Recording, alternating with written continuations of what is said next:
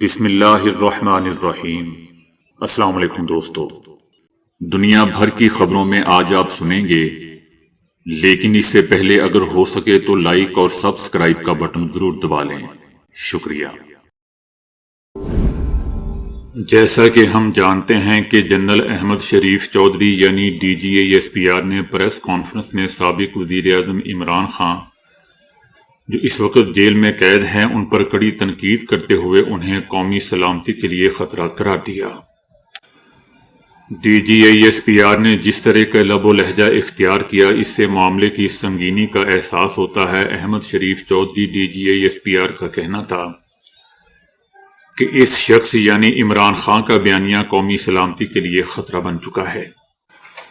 جیسا کہ آپ نے سنا ہوگا کہ ان کا کہنا تھا کہ اس شخص کی مایوسی اس حد تک بڑھ چکی ہے کہ وہ سمجھتا ہے کہ میں نہیں تو کچھ نہیں۔ پاکستانی فوج کے ترجمان کی یہ تک کہہ گئے کہ اس شخص میں کسی ذہنی مریض کی علامات بھی پائی جاتی ہیں۔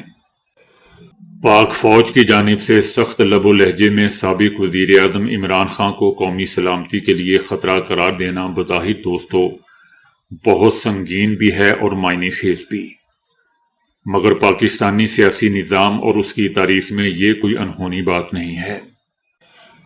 پاکستان کے قیام کے بعد کی پوری دہائی سیاستدانوں اور سول اور ملٹری بیوروکریسی کے مابین سیاسی کشمکش میں گزری ہے، جس کے نتیجے میں آئینی اور جمہوری اور سیاسی ادارے پرورش نہیں پا سکے، جس کا نتیجہ یہ نکلا کہ بار بار وزراء اعظم تبدیل ہوتے رہے، حکومتیں ٹوٹتی رہیں اور آخرکار ایوب خان نے حالات اور واقعات کو مختوش قرار دیتے ہوئے اقتدار پر قبضہ کر لیا۔ اسی طرح وزراء اعظم کا اختیار بھی کئی معاملات میں محدود ہوتا چلا گیا۔ بانی پاکستان محمد علی جناح کو سول ملٹری کے افسروں کے بارے میں خدشات تھے اور انہیں اس کا مشاہدہ بھی اس وقت ہوا جب ایوب خان کو مہاجرین کی آبادکاری کے سلسلے میں سردار عبدالرب نشتر کی معاونت کی ذمہ داری سونپی گئی۔ عبدالرب نشتر نے محمد علی جناح یعنی قائد اعظم محمد علی جناح کو پیش کی گئی اپنی رپورٹ میں بتایا کہ ایوب خان نے اپنی ڈیوٹی میں پیشہ ورانہ رویہ نہیں اپنایا، جس پر بانی پاکستان قائد اعظم محمد علی کے یہ الفاظ تھے کہ میں اس آرمی آفیسر کو جانتا ہوں، وہ فوجی معاملات سے زیادہ سیاست میں دلچسپی لیتا ہے۔ اس کے بعد دوستو جنرل ایوب خان نے اقتدار پر قبضے کے بعد اپنے پہلے خطاب میں سیاستدانوں کے بارے میں خاصے سخت الفاظ استعمال کیے تھے۔ جنرل ایوب خان کا کہنا تھا کہ کچھ الفاظ انتشار پھیلانے والوں، سیاسی موقع پرستوں، سمگلروں، چور بازاری کرنے والوں اور تیسرے سماجی موذی کیڑوں، شارک اور جونکوں کے لیے فوج اور عوام آپ کی شکل سے بیزار آ چکے ہیں۔ اب یہ آپ کے مفاد میں ہے کہ نئے دور کا آغاز کریں اور اپنے انداز بدلیں، ورنہ انتقام یقینی اور فوری ہوگا۔ ایسے الفاظ دوستو آج کے دور میں تو نہیں دہرائے جا رہے، البتہ یہ ضرور کہا جا رہا ہے کہ نئے دور کا آغاز ہونے والا ہے، بلکہ ہو چکا ہے۔ یاد رہے دوستو کہ ایوب خان نے سیاستدانوں کو سیاست سے روکنے کے لیے ایک قانون بنایا۔ اس قانون کے تحت نامور سیاستدانوں کو سیاست سے حصہ لینے سے نااہل قرار دے دیا گیا، جس کا مقصد سیاستدانوں کو عوام کی نظروں میں کم تر دکھانا تھا۔ پہلے مارشاء اللہ کے نفاذ کے بعد یہ عمومی کلچر بن گیا تھا کہ حکومت مخالف کیمپ میں جو سیاستدان ہوتے تھے انہیں غیر ملکی سازشوں کا حصے دار قرار دیا جاتا تھا۔ اب نہ جانے اس بات میں کتنی سچائی ہے، لیکن بتایا جاتا ہے کہ ایوب خان اور فاطمہ جناح کے مابین جب صدارتی معرکہ ہوا تو فاطمہ جناح کو غدار تک کہا گیا، ان کی کردار کشی کی گئی اور ایوب خان اور ان کے حامیوں کی جانب سے جو پمفلٹ تقسیم کیے جاتے ان پر فاطمہ جناح پر ملک توڑنے کی سازش کے الزامات تک لگائے جاتے۔ ایوب خان کی حکومت نے فاطمہ جناح کے خلاف غداری اور ملک دشمنی کا بھی تاثر بنوایا۔ ہو سکتا ہے دوستو کہ فوج یہ صحیح بات کر رہی ہو، کیونکہ فوج وہاں تک ہر انفارمیشن جانتی ہے جہاں تک ایک عام آدمی کی سوچ بھی نہیں جا سکتی۔ اس لیے میں فوج کی کسی بات کو بھی ڈینائی نہیں کرتا۔ میں آپ کو صرف وہ سٹوری بتا رہا ہوں جو ان دنوں ایک عام آدمی کی زبان پر تھی۔ ذوالفقار علی بھٹو جنہوں نے آئین پاکستان تشکیل دیا پھانسی کے پھندے پر چڑھ گئے، جبکہ ان کی بیٹی بے نظیر بھٹو پر بھی غداری کے الزامات تھے۔ ویسے دوستو، آج کے دور میں ایک بات تو سمجھ آ رہی ہے کہ جس سے اگر آپ کا دشمن کسی چیز سے خوش ہو رہا ہو تو وہی چیز یا بات پاکستان کی صحت کے لیے کیسے اچھی ہو سکتی ہے۔ پاکستان تحریک انصاف کی ہر بات سے انڈیا خوش ہوتا ہے، ان کی عوام خوش ہوتی ہے، ان کا بدبودار میڈیا خوش ہوتا ہے، تو دوستو وہ پاکستان کی صحت کے لیے پاکستان تحریک انصاف کی چیزیں کیسے صحیح ہو سکتی ہیں؟ اور ہو سکتا ہے کہ ماضی میں ایسی ہی چیزیں بے نظیر بھٹو کے ساتھ بھی ہوئی ہوں، ذوالفقار علی بھٹو کے ساتھ بھی اور فاطمہ جناح کے ساتھ بھی۔ بنگلہ دیش کو ہی دوستو لیجئے کہ انہوں نے اپنی آزادی کے لیے بتایا جاتا ہے کہ 5 لاکھ جانیں قربان کی۔ یہ بات میں اس لیے کہہ رہا ہوں کہ آج تک مجیب الرحمان یا اس کی فیملی ہی بنگلہ دیش پر حکومت کر رہی تھی۔ جن 5 لاکھ لوگوں نے بنگلہ دیش کی خاطر اپنی جان قربان کی، کیا ان کو پتا تھا کہ مجیب الرحمان کی ہی فیملی ہمیشہ اس ملک پر حکومت کرتی رہے گی؟ عمران خان یا پاکستان تحریک انصاف کی باتوں کا ہم دوستوں کیسے دفاع کر سکتے ہیں جن باتوں سے انڈیا خوش ہو رہا ہو؟ اس کو ایک چھوٹا سا بچہ بھی سمجھ سکتا ہے کہ ایسا بیانیہ جس سے دشمن خوش ہو وہ کیسے پاکستان کی صحت کے لیے اچھا ہو سکتا ہے۔ اس وقت کے انڈیا کے وزیر اعظم راجیو گاندھی دسمبر 1988 اور جولائی 1990 میں پاکستان آئے تھے۔ راجیو اور بے نظیر دونوں نوجوان لیڈر تھے۔ ان کے بارے میں عام تاثر یہی تھا کہ دونوں ماضی کی نفرتوں کو بھلا کر نئے دور کا آغاز کریں گے۔ اس دوران پاکستان اور انڈیا کے مابین ایک دوسرے کے ایٹمی تنصیبات پر حملہ نہ کرنے کا معاہدہ طے پایا۔ سیاچن گلیشیئر کے بارے میں راجیو نے مثبت رد عمل کا مظاہرہ کیا، لیکن خفیہ ایجنسیوں نے دونوں لیڈروں کی ملاقاتوں کو مانیٹر کر کے یہ نتیجہ اخذ کیا، یہ رپورٹ تھی کہ قومی سلامتی کے بارے میں بے نظیر پر اعتماد نہیں کیا جا سکتا۔ عام تاثر دوستو عوام میں یہی ہے کہ کبھی سب بنگالیوں کو قومی سلامتی کا مسئلہ قرار دیا گیا، کبھی ذوالفقار علی بھٹو کو پھانسی چڑھایا گیا، تو کبھی فاطمہ جناح اور بے نظیر کو سیکیورٹی رسک قرار دیا گیا۔ لیکن دوستو میں پھر یہی کہوں گا کہ جس کا کام اس کو ساجے۔ ایک دفعہ نواز شریف نے اس وقت کے army chief general Qamar Javed Bajwa کو مخاطب کرتے ہوئے کہا تھا کہ آپ کو نواز شریف کو غدار کہنا ہے تو ضرور کہیں، مگر نواز شریف عوام کو ان کے ووٹ کی عزت دلوا کر رہے گا۔ اس کے بعد لاہور میں میاں نواز شریف پر غداری اور ریاست کے خلاف اکسانے کا مقدمہ درج کیا گیا تھا، جس پر ان کی جماعت کی جانب سے شدید رد عمل سامنے آیا تھا۔ اسی طرح مارچ 2021 میں میاں نواز شریف نے لندن سے ایک ویڈیو پیغام جاری کیا جس میں ان کا کہنا تھا کہ پہلے آپ نے کراچی میں ہوٹل کے کمرے کا دروازہ توڑا جہاں مریم رہ رہی تھی، اور اب آپ انہیں دھمکی دے رہے ہیں۔ نواز شریف کا کہنا تھا کہ اگر مریم کو کوئی نقصان پہنچا تو اس کی ذمہ داری عمران خان کے ساتھ ساتھ آرمی چیف قمر جاوید باجوہ اور D G S P R general Faiz Hameed پر ہوگی۔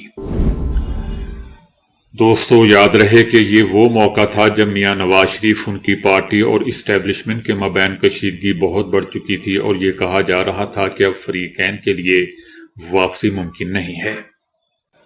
اس کے بعد دوستو نواز شریف نے یہ بھی کہا تھا کہ عسکری تنظیمیں فعال ہیں، انہیں غیر ریاستی عناصر کہا جاتا ہے، کیا ہم انہیں اجازت دے سکتے ہیں کہ وہ سرحد پار جا کر ممبئی میں 150 لوگوں کو قتل کر دیں؟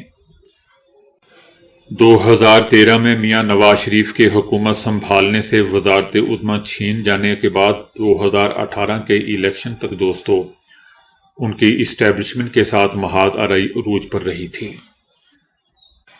میاں نواز شریف اور اسٹیبلشمنٹ کے مابین محاذ آرائی 90 کی دہائی میں بھی وقفے سے جاری رہی تھی اور اس کا نقطہ عروج 12 اکتوبر 1999 کو نواز شریف کے اقتدار سے ہٹایا جانا تھا۔ جنرل پرویز مشرف کے دور میں نواز شریف اور ان کے بھائی پر طیارہ اغوا کرنے کی سازش کا کیس بنا۔ جس طرح میاں نواز شریف کی اسٹیبلشمنٹ کے ساتھ محاذ آرائی رہی اور انہیں الزامات کا سامنا کرنا پڑا، ایسے ہی حالات کا سامنا دوستو اس وقت عمران خان کو بھی کرنا پڑ رہا ہے۔ عمران خان، ان کی پارٹی اور ملٹری اسٹیبلشمنٹ کے مابین کشیدگی اپنی انتہا کو پہنچ چکی ہے اور یہاں سے واپسی شاید اب ممکن نہیں ہے۔ عمران خان اور اسٹیبلشمنٹ کے مابین کشیدگی کی بنیاد تو 2022 میں پی ٹی آئی حکومت کے خاتمے سے پڑ گئی تھی، مگر وقت کے ساتھ ساتھ چند ایسے واقعات ہوئے جنہوں نے اس کی شدت میں اضافہ کیا۔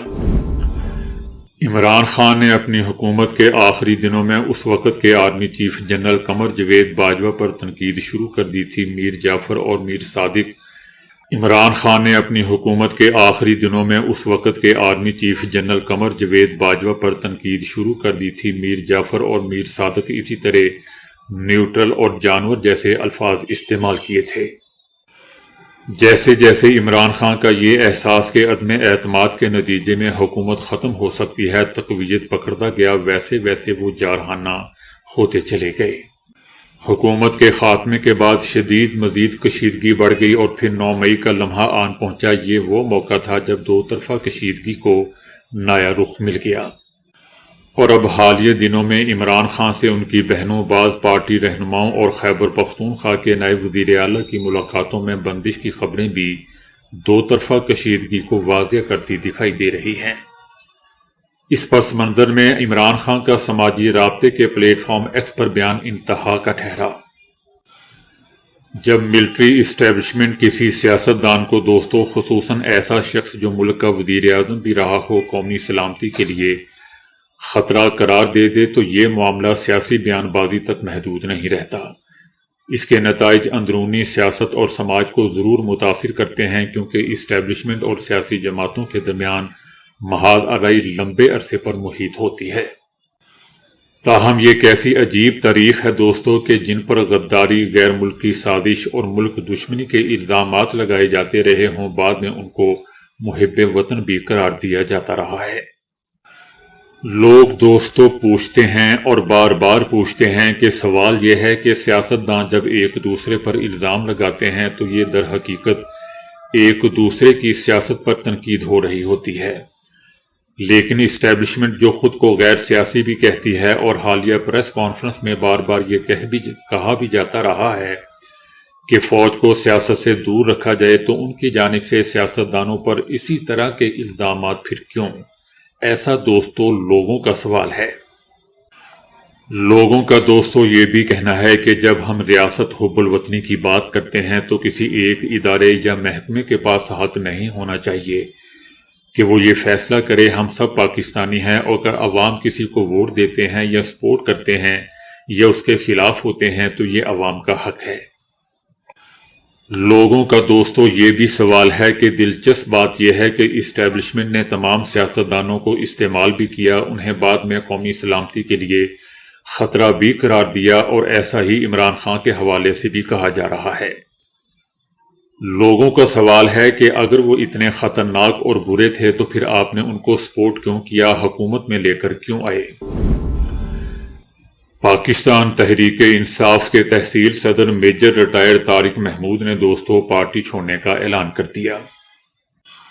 میجر ریٹائرڈ طارق محمود کا کہنا تھا کہ جو پارٹی پاک فوج مخالف عزائم رکھے اس کا حصہ نہیں رہ سکتا۔ ان کا کہنا تھا کہ پاک فوج کے خلاف جس طرح کے بیانات دیے جا رہے ہیں اس کے خلاف احتجاجاً پارٹی چھوڑ رہا ہوں۔ میجر ریٹائرڈ طارق محمود کا کہنا تھا کہ وطن اور پاک فوج سے بڑھ کر کچھ نہیں، ان کے شانہ بشانہ کھڑے ہیں۔ پاکستان تحریک انصاف کے اندرونی حلقوں میں کچھ سینئر رہنماؤں نے تسلیم کیا ہے کہ عمران خان کی جانب سے social media platform X پر مسلسل فوجی قیادت کے خلاف تضحیک امیز زبان کے استعمال نے پاک فوج کے شعبہ تعلقات عامہ یعنی D G S P R کی جانب سے جمعے کو آنے والی سخت رد عمل میں اہم کردار ادا کیا۔ یہ معاملہ دوستو پاکستان تحریک انصاف کی قیادت میں زیر بحث آیا ہے، جہاں بعض رہنماؤں نے اعتراف کیا کہ عمران خان نے اپنی سوشل میڈیا پوسٹ میں بارہا اعلیٰ فوجی قیادت کے لیے انتہائی توہین امیز اور تضحیک امیز الفاظ استعمال کیے ہیں۔ ان رہنماؤں کا دوستو یہ بھی کہنا تھا کہ جب ہم مسلسل اور بار بار یہ سب کریں گے تو دوسری طرف سے ہم کیا توقع رکھیں؟ ان رہنماؤں کا دوستو یہ بھی کہنا تھا کہ اگر گنتی کی جائے تو گزشتہ 2 سالوں میں عمران خان کے ایکس اکاؤنٹ سے شاید 100 سے زیادہ بار فوجی قیادت کے خلاف انڈیویجول سخت زبان استعمال کی گئی۔ زیادہ تر پاکستان تحریک انصاف کے رہنما پہلے کی طرح معاملات کو ٹھنڈا کرنا چاہتے ہیں، مگر نہ تو عمران خان دوستو ان کی بات سنتا ہے اور نہ ہی قیادت کے پاس پارٹی کے سوشل میڈیا یا عمران خان کے اکاؤنٹس پر کوئی اختیار ہے۔ D G I S P R نے 2 ٹوک انداز میں پاکستان تحریک انصاف کے بانی عمران خان کو قومی سلامتی کے لیے خطرہ قرار دیتے ہوئے الزام لگایا کہ تحریک انصاف کا بیانیہ ایسے عالمی میڈیا میں پذیرائی پا رہا ہے جن کے ممالک کی افواج ماضی میں پاک فوج کے ہاتھوں شکست کھا چکی ہے۔ عمران خان اور فوج کے درمیان بڑھتی ہوئی دوری اور پاکستان تحریک انصاف کے اندر اس بات پر جاری اندرونی کشمکش کو دوستوں نمایاں کرتی ہے کہ اسٹیبلشمنٹ کے حوالے سے پارٹی کو کیا حکمت عملی اختیار کرنی چاہیے۔ نیتن یاہو اور صدر ٹرمپ کی جانب سے اسرائیلی وزیر اعظم نیتن یاہو کو معاف کرنے کی درخواست اسرائیلی صدر نے دوستوں مسترد کر دی ہے۔ اسرائیلی وزیر اعظم نیتن یاہو پر 5 سال سے بدعنوانی کے مقدمات چل رہے تھے۔ صدر ٹرمپ نے اسرائیلی صدر کو خط میں نیتن یاہو پر بدعنوانی کے الزامات کو سیاسی اور غیر منصفانہ قرار دیتے ہوئے نیتن یاہو کو معاف کرنے کی درخواست کی تھی۔ صدر ٹرمپ کی نیتن یاہو کو معاف کرنے کی درخواست مسترد کرتے ہوئے صدر ٹرمپ کی دوستی اور ان کے رائے کا ان کا کہنا تھا، میں احترام کرتا ہوں، لیکن اسرائیل ایک خود مختار ملک ہے اور اس کے قانونی نظام کا مکمل احترام ہونا چاہیے۔ اسرائیلی صدر کا کہنا تھا کہ یہ یقینی طور پر ایک غیر معمولی درخواست ہے۔ اسرائیلی عوام کی بھلائی میری پہلی، دوسری اور تیسری ترجیح ہے، نہ کہ نیتن یاہو۔ یوکرین میں روس کی جانب سے بڑے پیمانے پر ڈرون اور میزائل حملوں نے ملک کے توانائی اور ٹرانسپورٹ شعبے کو شدید نقصان پہنچایا ہے، جس کے باعث کئی علاقوں میں بجلی کی بندش اور ایٹمی بجلی گھروں کی پیداوار میں کمی واقع ہوئی ہے۔ 8 یوکرینی علاقوں میں پاور سٹیشنز متاثر ہوئے ہیں، جبکہ سخت موسم اور جنگ کے 4تھے سال میں داخل ہونے کے ساتھ روس نے توانائی کے ڈھانچے پر حملے تیز کر دیے ہیں۔ تو دوستو ابھی کے لیے اتنا ہی۔ ویڈیو کو لائک اور شیئر کرنے کا بہت بہت شکریہ۔